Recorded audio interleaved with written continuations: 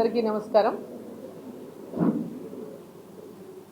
ఈరోజు ప్రధానంగా అన్ని పత్రికల్లో బ్యానర్ ఐటమ్ కేసీఆర్కి నోటీసులు, కేసీఆర్కు సిట్ నోటీసులు అని, ఫోన్ ట్యాంపరింగ్ పైన. ఎన్నికలు వచ్చినప్పుడే వీళ్ళకి ఇవన్నీ గుర్తొస్తాయి. కాంగ్రెస్ పార్టీకి, కాంగ్రెస్ ప్రభుత్వానికి 2 ఏళ్ళు అయిపోయింది వాళ్ళ అధికారంలోకి వచ్చి. ఎప్పుడు ఎన్నికలు వచ్చినా ఆ ఎన్నికల్లో ఏ విధంగా లబ్ధి పొందాలా, ఏ విధంగా ప్రజలని మోసం చేయాలని బాగా మోసం చేయడంలో సిద్ధహస్తులైనటువంటి కాంగ్రెస్ ప్రభుత్వం, కాంగ్రెస్ పార్టీ నాయకులు ఈరోజు కేసీఆర్కు నోటీస్ అనే ప్రధాన వార్త పత్రికల్లో కనిపిస్తాను. దీన్ని చూస్తే ఏమనిపిస్తుంది అందరికి మనకు? ఇది ఇద్దరి మధ్యలో ఒక అండర్స్టాండింగ్తో, తర్వాత ఏముండదు. మళ్ళా ఇది ఇంత మున్సిపల్ ఎలక్షన్లు అయితే మళ్ళా ఎక్కడికక్కడ దాని కథ బంద్. కేవలం మున్సిపల్ ఎన్నికల్లో ఇద్దరు అండర్స్టాండింగ్ పెట్టుకొని ఫోన్ ట్యాపింగ్ పైన ఇది పెద్ద ఎత్తున ఒక ఎన్నికల స్టంట్గా మాత్రమే దీన్ని మనం అందరం కూడా ప్రజలు గుర్తించాలని చెప్పి ఈ సందర్భంగా నేను తెలియజేస్తా ఉన్నా. 2 సంవత్సరాల నుంచి ఇప్పటి వరకు అనేక అవినీతి ఆరోపణల మీద ఎంక్వైరీలు జరిగినాయి, ఎంక్వైరీ రిపోర్ట్లు వచ్చినాయి. కాళేశ్వరం పైన కానీ, అదేవిధంగా కార్ రేసుల పైన కానీ అనేక రకాలుగా ఈరోజు ఎన్నో ధరణిలో అనేక భూకుంభకోణాలు జరిగినాయి. ఫోన్ ట్యాపరింగ్ అనేది ఈరోజు కాదు, ఎప్పటి నుంచో నడుస్తుంది కథ.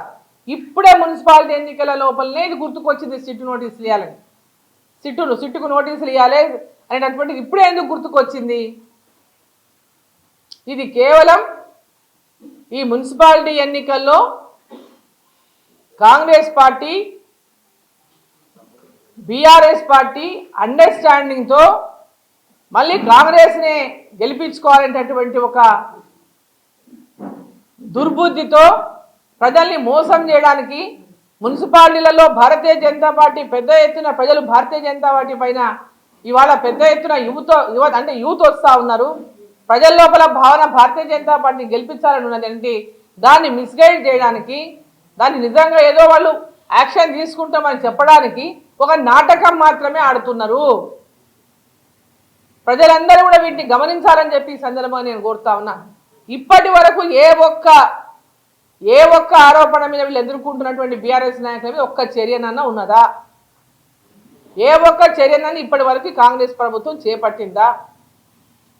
ఈ ఎన్నికల స్టంట్ మాత్రమే తప్ప వాళ్ళకి చిత్తశుద్ధి లేదని చెప్పి ఈ సందర్భాన్ని నేను తెలియజేస్తా ఉన్నా. ప్రజలందరూ దీన్ని గమనించండి. వీళ్ళ ఎన్నికల స్టంట్ గమనించి ప్రజలు ఇద్దరిని కూడా తిప్పి కొట్టండి. ప్రతి మున్సిపాలిటీలో కూడా 2 పార్టీలను కూడా తిప్పి కొట్టండి అని చెప్పి ఈ సందర్భంగా నేను తెలియజేస్తా ఉన్నా. ప్రత్యేకంగా మన మహబూబ్ నగర్ మున్సిపాలిటీని తీసుకున్నా కూడా ఈరోజు మనకి ఇది కార్పొరేషన్ అయింది. మహబూబ్ నగర్ మున్సిపాలిటీని తీసుకున్నా కూడా ఇక్కడ పెద్ద ఎత్తున నేషనల్ హైవేల నిర్మాణం జరుగుతుంది.